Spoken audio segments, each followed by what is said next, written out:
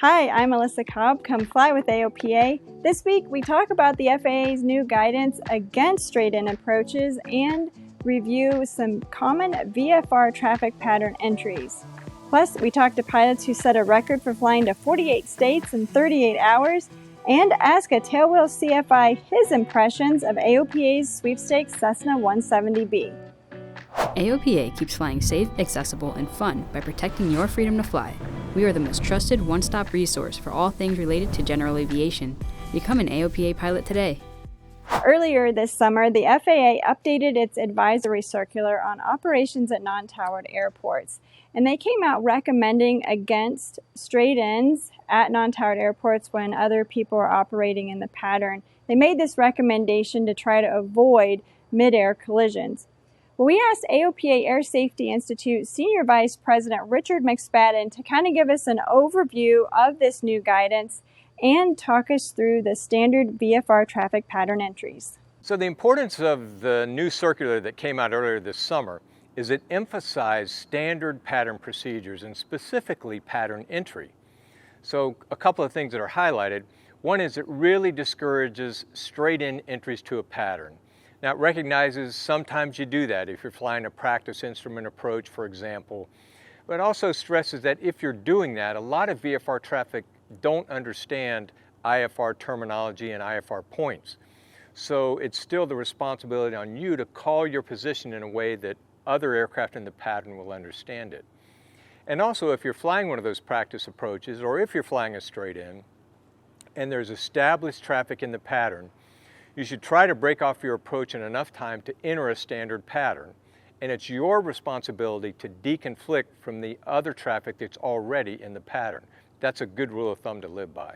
Another thing that the circular makes clear is the importance of entering the pattern from a standard procedure, which is 45 degrees to the downwind at pattern altitude at pattern speed.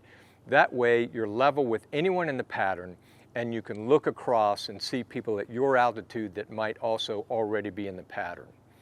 Now, the circular acknowledges that sometimes you'll come across midfield and enter the pattern from a midfield entry, but it reminds us to get down to pattern altitude when you come back towards the pattern to enter after that midfield crossing.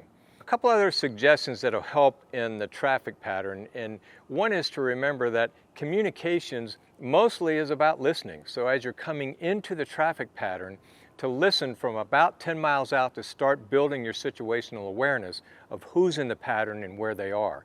You can also cross-reference your ADS-B to also build some pattern awareness as you come in. And then it reminds us too to use your full call sign, not aircraft color as you're entering the pattern. Now, it does suggest that use your full call sign, and if you want to add on to that, your aircraft color, that's fine. For example, you might say November 517 Whiskey Charlie's on a left crosswind for runway 17, yellow Super Cub. So if you want to add that as a situational awareness builder, because maybe there's more than one Super Cub or more than one 172, that's great, but it should not replace your call sign. And that's especially important now because we can build so much awareness by cross-referencing ADS-B in as we're headed into the pattern. Now, you don't want to stare at ADS-B in, obviously, but it's a good tool to cross-reference. And then one final comment, since we're talking VFR pattern and deconfliction. As soon as you think there might be some kind of conflict developing, take action early. We've just seen too many times where it keeps developing. Pilots aren't sure if they need to maneuver or do something different. If you're hesitating, if you have the thought, go ahead and do something different. Execute a 360 if you need to, some kind of spacing turn, extend your downwind, whatever it takes to just eliminate the question of a conflict. If you'd like to see for yourself what the circular says and what it emphasizes, we'll put a link to that circular in the remarks, and I suggest you just take a few minutes and read it. Thanks for the tips, Richard. Now, here are two pilots who have made many approaches this summer, a lot of them VFR and into non-towered airports. Bob Reynolds and John Schittoni flew a Cirrus SR-22T to 48 states. They did this in 38 hours and 13 minutes. The two other pilots set a Guinness World Record around the same time. This record was set by Delta Airline pilots Barry Benfelt and Aaron Wilson flying a Piper Saratoga They flew around the 48 states in 1 day, 20 hours, and 13 minutes to set the record for the fastest journey by airplane around the 48 contiguous states as a team. Now, they also had the opportunity to stop by AOPA on their way, and they used this flight as an opportunity to raise funds for the Veteran Airlift Command. So they created the nonprofit 48 and 48, and they raised almost $35,000 to donate to the Veterans Airlift Command. Well, congratulations to both teams. If you plan to be flying into Canada soon, take note that a new mandate went into effect August 10th. That's requiring aircraft to be equipped for satellite ADS-B if they're going to be flying in Class A airspace. Now, AOPA and a coalition of aviation groups has been advocating for Transport Canada to delay this mandate. They've been advocating on pilots' behalf since 2022.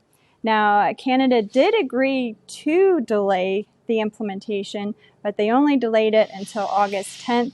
Now, they did push back the mandate going into effect for Class B airspace until May 16th of 2024. So what this means is that aircraft are going to need to be equipped with antenna diversity. And so that's either dipole antennas or separate antennas on the top and bottom of the aircraft. And that's so the aircraft can report position and other data via the satellite network.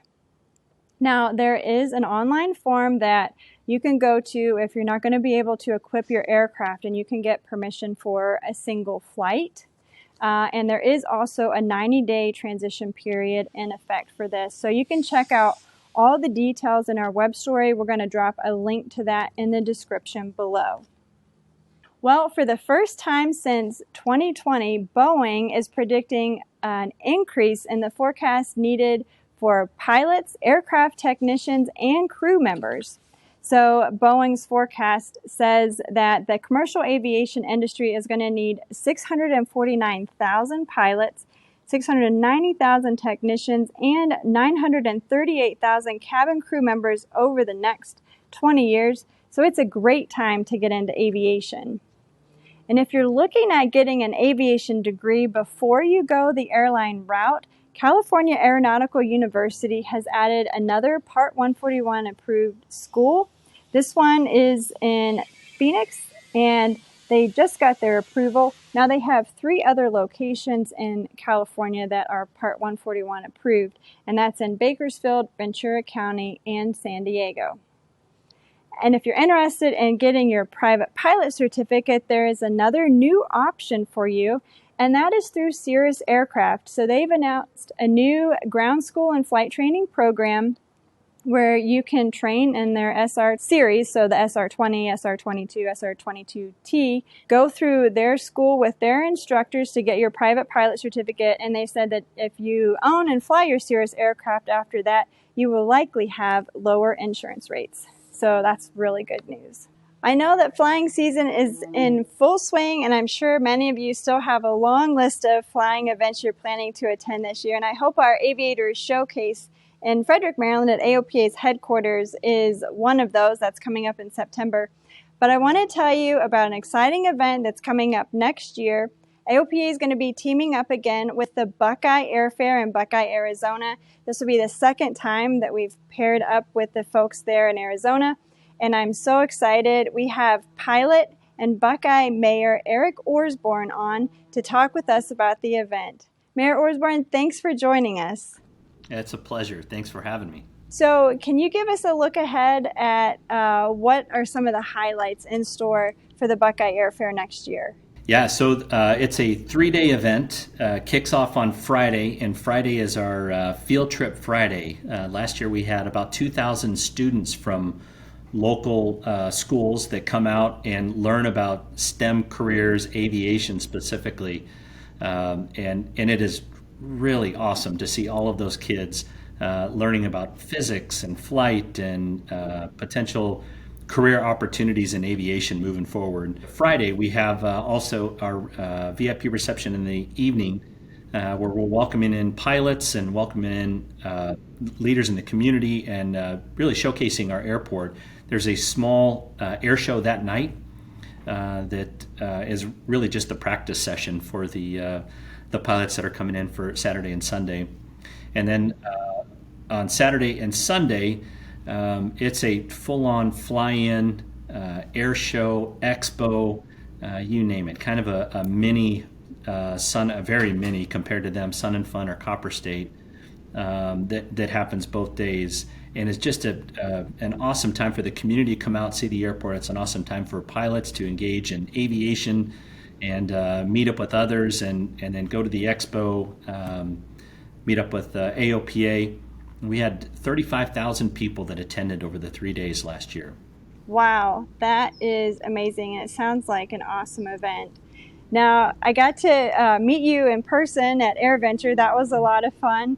And you had said something that struck me, and you were talking about the weather in February there for the event. Can you put it into perspective, compared to what most of us in the U.S. will be experiencing in February? What I had said is in Oshkosh, I think the average high temp in February is around 30 degrees. Ours is in the mid to about mid 60s, and it is beautiful Chamber of Commerce weather. That's generally when the events happened. Last year we hosted the Super Bowl here in the Metro Phoenix area, and year after year we host the Waste Management Phoenix Open. So it's our prime event season. It's our prime season for people to come escape the cold and gloomy weather, to come to sunny skies and really, really nice temperatures. Yeah. Well, I saw that the Farmer's Almanac is predicting a colder, harsher winter for a lot of different parts of the U.S., so including where I am in Ohio. So I think there'll be a lot of people making plans to come to Buckeye. Right. Yeah. Well, good. We'd love to host you out here. It's a great time in Buckeye.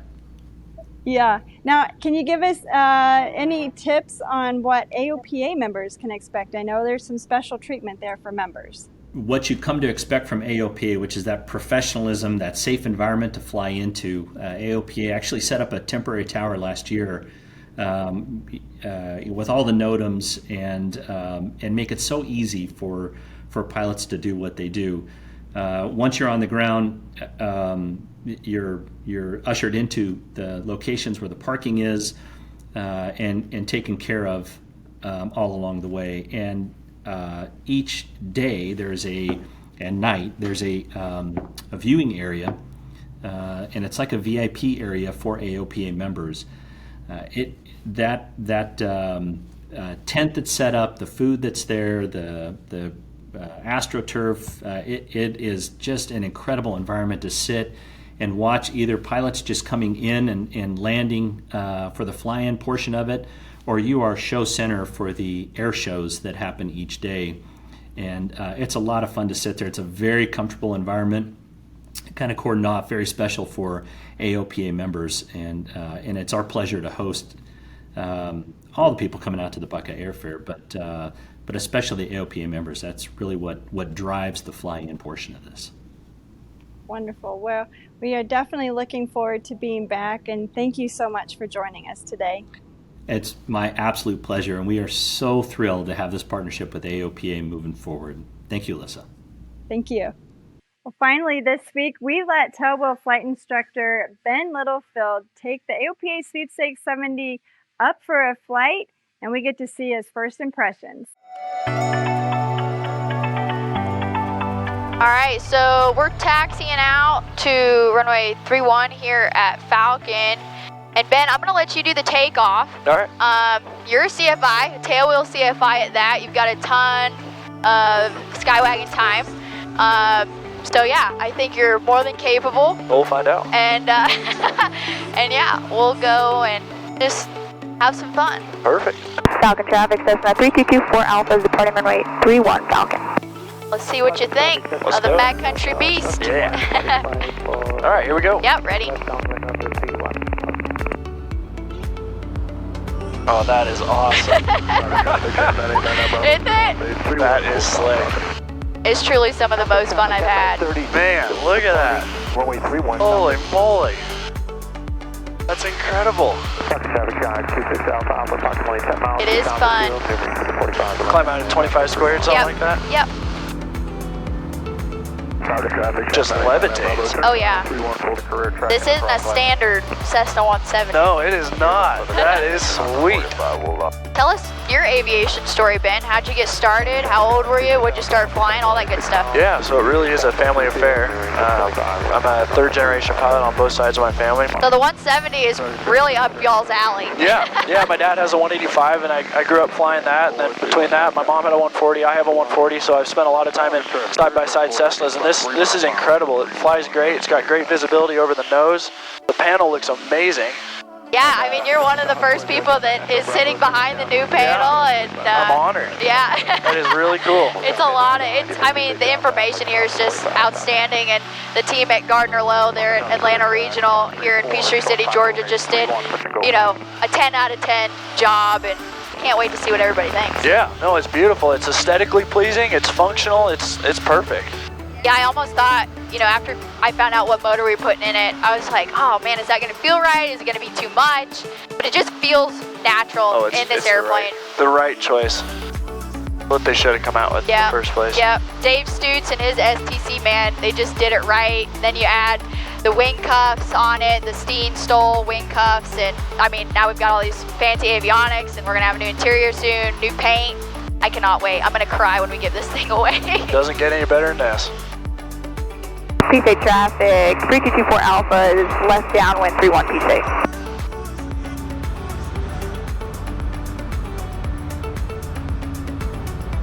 Just doesn't want to stop flying. Nope. Nice. So what do you think? This is a hell of an airplane. Heck of an airplane. Doesn't it just make you smile, man? Yeah, it really does. Oh, I love it. Ben, I'm so glad that you got to enjoy flying the Sweepstakes 170. I've got to say, I'm a little jealous. Well, I hope you all enjoyed this week's show. Be sure to like and subscribe to stay up to date on all of AOPA's latest videos. And this week, we leave you with some flying footage from Jim George, and he takes us up over Hershey, Pennsylvania. Well, be sure to send in your favorite flying videos at the link in the description. You just might see them on an upcoming show. And as always, if you're not already an AOPA pilot, we'd love for you to join us. Just click the link at the end of the video to learn more about our trial membership. We'll see you next week.